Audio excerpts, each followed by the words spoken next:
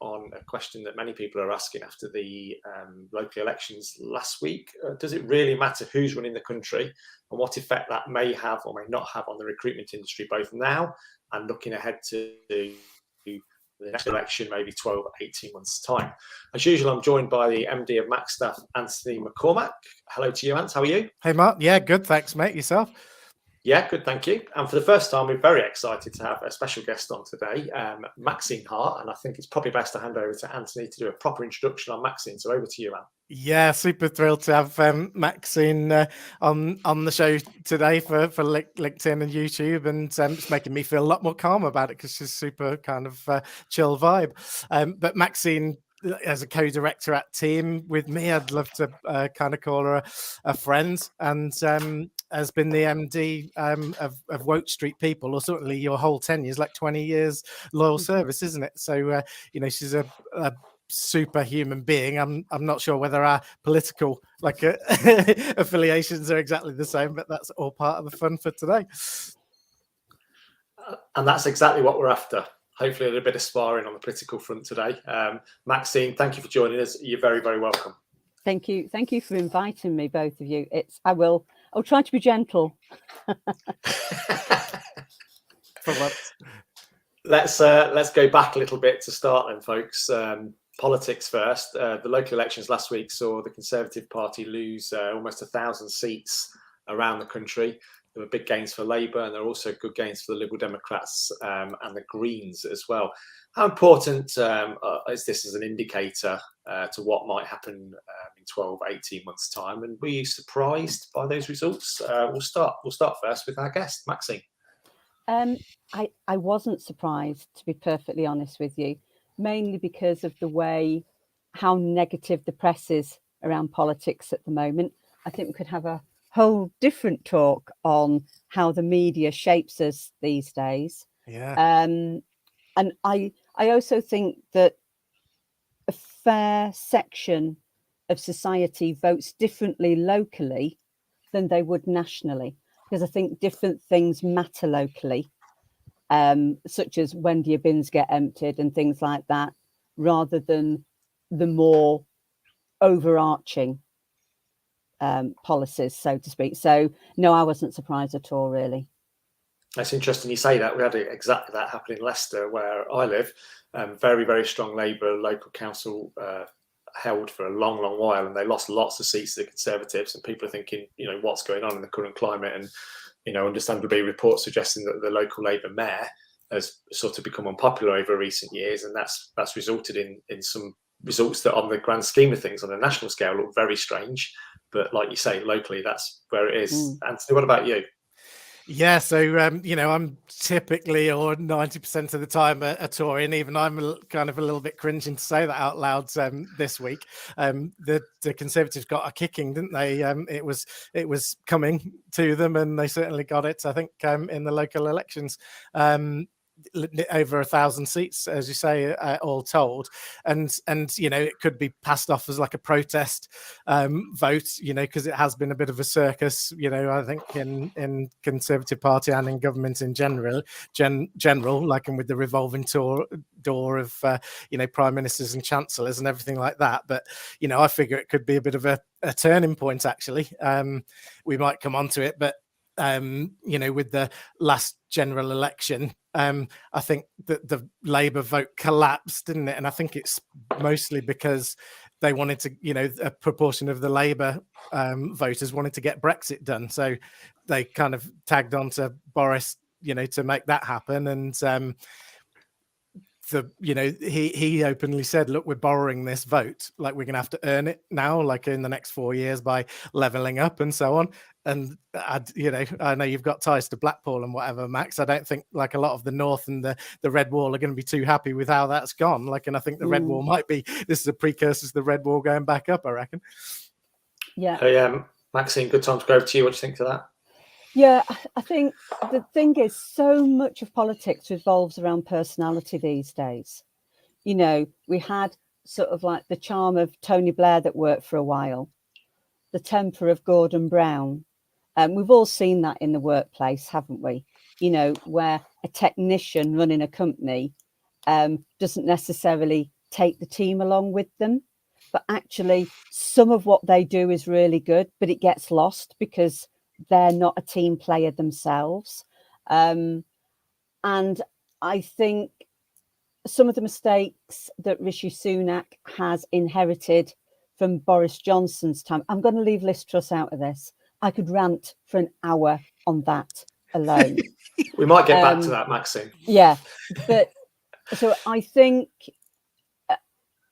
the personality now is overbearing. We've got career politicians, and Anthony and I are both in recruitment, and we know how important it is to get that right, no matter whether it's on the shop floor or whether it's C-suite. If you don't get that right, doesn't matter how good you are, it can go out the window. Look at the competition. It's sort of like with do you know what, I'm menopausal, their names have gone straight out of my head. The brothers for the Labour Party. Oh, Miliband. The Miliband. We all thought that one was going to get it and the other got it, and everybody went, oh. And the big, oh, this is it, we're going to go forward again. It was like somebody just came along and popped the party balloon, and it all just went. So I think personality plays a big part. So it's almost like running for president, basically, in the UK kind of vibe. I lean socially, I'll be honest with you, but I don't actually affiliate myself to one particular party, because I believe in the right and the ability to change your mind. The Conservatives at the moment, if you were in a Thatcherite time, sorry, Anthony, to talk over you, if you were in Thatcherite times and you looked at Conservatives today raising taxes and basically leaving some small businesses high and dry, and the self-employed definitely high and dry during COVID, they wouldn't recognise that as the Tory party, as the principles they were led on. Now, I'm not saying that shouldn't happen, but it means they lose votes. People aren't moving with them. It's a very, very fascinating landscape at the minute, and it's worth probably going back a little bit at this stage, because you both had a combined total of around 40 years in this industry. So you really do know what effect the governing party of a country can have on the industry you both work in. So perhaps starting over with you, Anthony, how important is the fact that it's a Labour or a Conservative Prime Minister or any other party in number 10, and what effects can that have on the recruitment industry? Yeah, I'm not sure, and I'm conscious that people have a lot of apathy or just general dissatisfaction with politics. That almost like, well, there's no good ones anyway, so what does it matter, sort of thing. I'd encourage people to pay interest, look into it, and have your say with voting and whatever. The economy is really important to the recruitment industry. It just tracks the same, how much GDP growth or otherwise we're having directly translates into, the revenues in the recruitment industry. So, we're a good barometer on how the overall economy is performing, and recruitment tanks before the economy tanks and kind of comes out first as well. So, we are an interesting kind of bellwether on that. In terms of which party matters, and it's probably just my bias, but I'm, traditionally thinking, well, Conservatives are the party of the economy. They're the choice of business and everything like that. But maybe it doesn't matter as much, just as long as the economy is doing well. That's the question. Can Labour be trusted with the economy? Are they the party of business? Looking back, I think you said about Tony Blair, didn't you, Max, a minute ago? That for a good period, and the Gordon Brown, that was good times actually. So I'd be open to that. I don't even mind Keir Starmer too much, but I think he's essentially a Conservative, same as Tony Blair. But that's another story.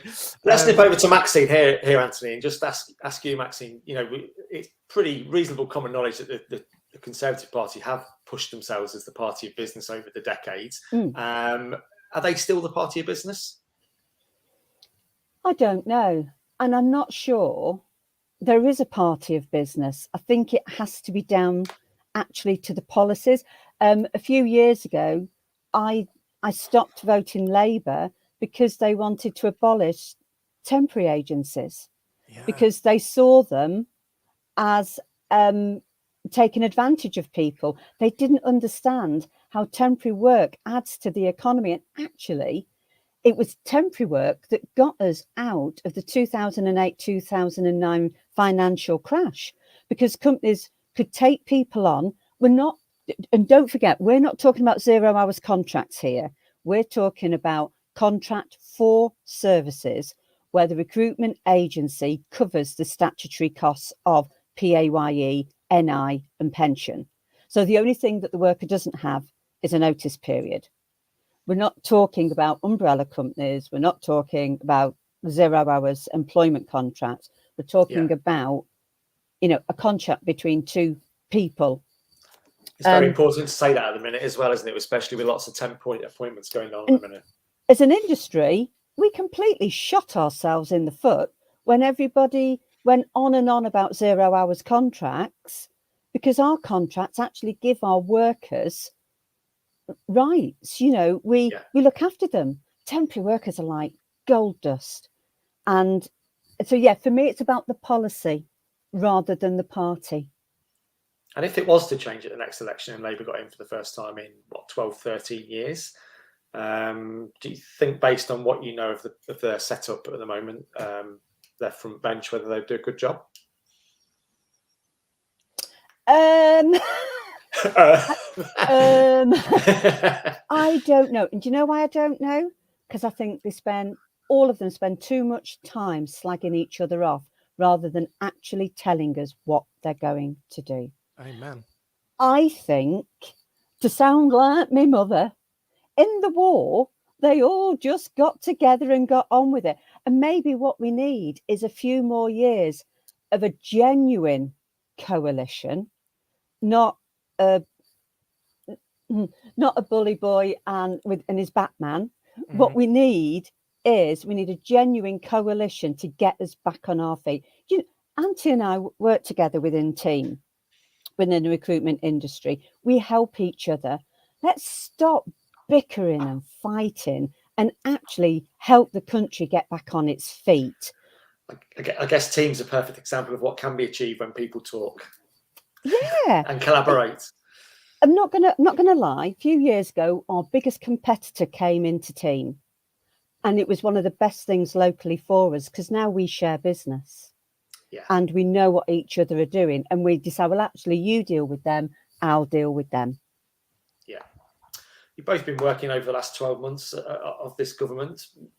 What have you seen within the recruitment industry that's linked to the economy and certain traits that you could discuss have been definitely caused by economic uncertainty events over the last 12 months? How's that affected you guys and your businesses? And start with you. So how political decisions kind of played out into the economy into yeah. I think that it's kind of easy and natural to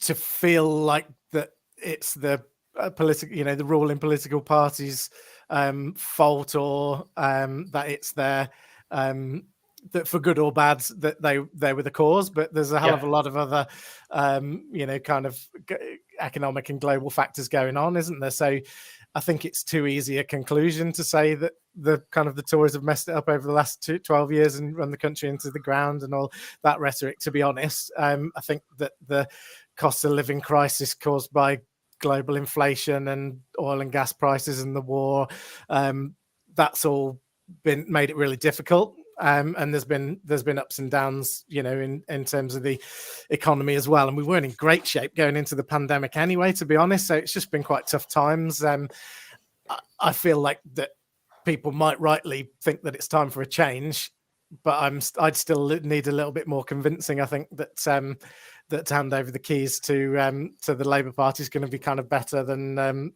what we have in terms of, Rishi and Jeremy do seem to have steadied the ship in terms of, the budget and the management of the economy and things like that. So I guess I'm open to suggestions in terms of which way to go for the next election as well. We have had, the last time it was and Maxine touched on this, obviously a Conservative plus Liberal coalition, wasn't it? People are talking about a Labour and Liberal coalition already for this time, as they're kind of gone straight into election mode, having kind of made so many gains in last week's local elections, didn't they? So I'm not sure. I think it's like mostly a not political reasons why we've been having so much turmoil recently, except for the mini budget crash, obviously. I don't know whether we're coming to that. I think the biggest news from today is that Ant might be a floating voter. But we'll move on to Maxine. Have you been sitting there with your Wote Street colleagues over the last 12 months, punching the desk and hitting anything around you and squeezing your tension board and thinking, what are they doing? Or is it? How's it been? I think, to be honest with you, for us, everybody bangs on about the skills shortage and was that created by the policies during COVID. But to be fair to the Conservatives, they were thinking on their feet. This was, a very much overused word at the time, was unprecedented, wasn't it? Nobody knew what to do, to be perfectly honest. And bar the self-employed, I think the furlough scheme saved a lot of companies. What I think that then did was it made people of maybe my generation and older understand what retirement might feel like, and that perhaps tempted them out of the workplace. I also think we can't forget that out of the 150,000 people who died, a good chunk of those were working population. Then building Brexit, never let people make a decision without giving them all the information. Never give a yes or no response to a question. Always have the fallback of don't know or not. I don't have enough information for this. But I think what's happened is everybody's desperation to get back to normal has happened with a little bit of elastic that's a bit too tight. So employers have gone back and said, you know what, we can't fill these jobs, therefore there must be a skills shortage. But actually what they're doing, they're looking in the fridge and there's no ready meals. Therefore, there's nothing for tea. There's nothing to eat. They're forgetting about what's in the larder. All those ingredients that you can make exactly the same meal out of, but you just have to put more effort in to make it happen. Everybody's geared to oven ready, aren't they? It's got to happen now. They've got to join and start now. We don't want to teach. We don't want to develop. We'll develop if they put effort into us. So I think that's what the pandemic has done for us. Whether that's policy or not, I don't know. I might have gone out of spec a little bit here, but I think it gave us so much time to think. We've all become just a little bit more privileged and a little bit more entitled, I think.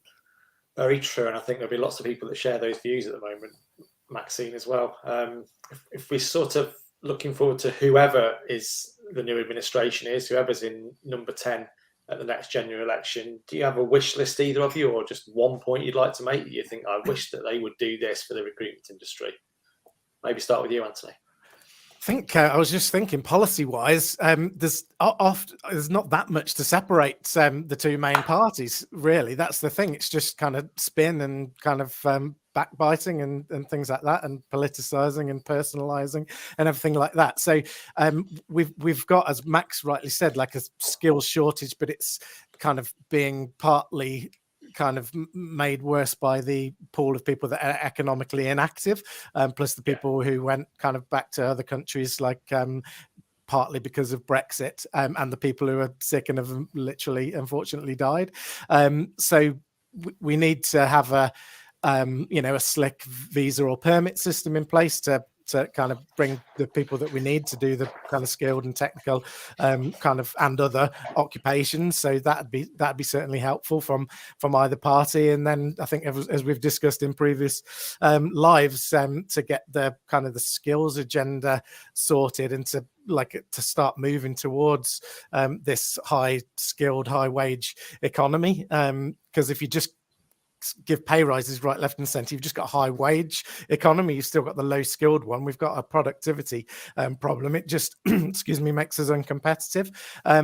But aside of colour, like economical policy-wise, I don't think there's a massive difference between the two. It's quite centrist, which is kind of good in a way, but it still feels polarizing as well. So really confused. Yeah, Maxine, anything to add? Oh, From yes. your perspective. So the person I'd like to see in number 10 next, unfortunately, isn't around anymore. I'd like to see Barbara Castle in number 10. My dad adored her, and I thought she was brilliant. She was just really no nonsense, but unfortunately didn't get to be our first female prime minister. But that's another conversation. I don't know her. Watch the quickness. Watch Made in Dagenham. That'll give you an idea of how she worked, how she negotiated. So skills shortages. Here's a nice controversial one for you. Ties into your visa scheme and asylum seekers. We've got so many people who could be working, who could be contributing to the economy. And do you know what?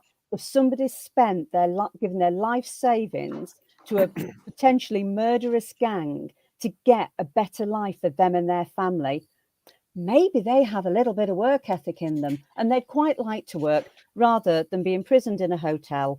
And see, I think we're moving right of centre, and I think there's some of the policies within conservatism that I would vote for, but I can't vote for those immigration laws.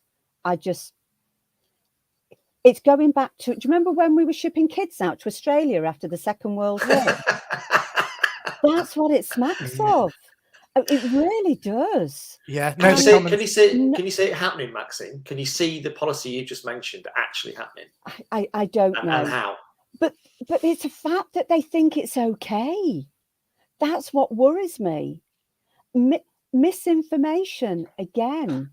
You know, maybe I've got end of the wrong stick. But if somebody's fled a country, let's take away the first safe country rule out for the moment, which isn't even a rule apparently. No, I haven't looked into it. I thought it was. Then to be shipped to somewhere that they have no choice over, then that doesn't make us a safe country, does it? So is that their thinking? People won't come here because they don't want to be shipped off somewhere where they don't want to be.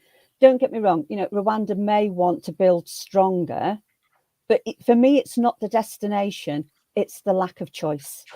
Feels draconian, doesn't it, for sure? And common sense, I think, says, yeah, let these people work while they're waiting for their claim come through. I suppose what the Tories are saying is that, you know, we don't want to reward the illegal behaviour. No, but we don't want to reward people who want to come and live here. That's how I see it. Yeah, and we need people, isn't it? Immigration is a positive thing. Like, I lived in Canada for 10 years. Like, you can just ask them. Is that why you're back here, Anne? And irrespective of Maxine's idea there, can you see that ever being brought in? No, probably not. Because it's maybe largely because it's a political hot potato. Nobody would be prepared to openly support it. But I definitely would agree that we need genuine kind of safe legal routes, because when somebody throws that question out there, okay, so what are the safe legal routes? And unless you're, you know, from Ukraine or Syria or like a couple of others, then you know, oh, how convenient, you can't get here if you don't sneak in a boat anyway. So yeah, I landed at an airport a couple of months ago, and don't get me wrong, you know, the Ukrainian situation is abysmal. You know, it has my full support, and we're helping Ukrainians in Basingstoke. But when I came through the airport, there's a big poster saying Ukrainian guests this way for help. But what about other countries who've come through legal routes, landing and seeing that we look like we're helping people who look like us more than we're helping people who don't look like us? I think that's a very good time to wrap it up today, Maxine, and it's probably plenty of food for thought for episode 2 of this, which I can feel coming in a few months' time.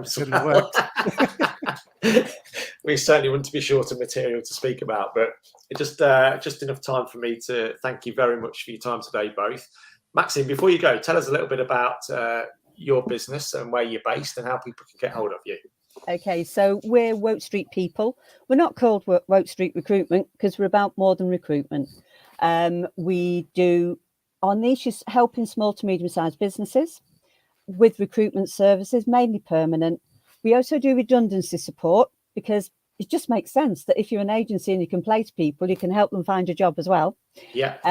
We facilitate mental health training and career coaching. We all work from home. Originally, our base was Basingstoke, but we're now nationwide. And we just like helping people, really. Great stuff. It's been a pleasure to have you on today, Maxine. Thank you very much for your time. Really appreciate it. And hopefully we'll persuade you to come on again in the future. But thank you very much for your time being. Anthony, thanks a lot for your time as ever. Yeah, that was fun. And thanks again, Maxine. You brought that human touch and some great wisdom onto the Macstaff Live. Appreciate it. Thanks everyone for watching today. You can catch up with more tips and ideas for both clients and candidates on the Macstaff YouTube channel. So please check that out. There's all sorts of valuable information on there, including topics such as how to ask for a pay rise in a recession and will this skills and labour shortage we've just been talking about ever end. So have a look at that. Ant's website is macstaff.co.uk, and you can find Anthony and Macstaff on LinkedIn and Twitter as well. Just enough time for me, Martin Crowson, to thank both guests again. So thank you very much for joining in today, and we'll catch you all again soon here on Macstaff Live. Thanks very much, and bye-bye.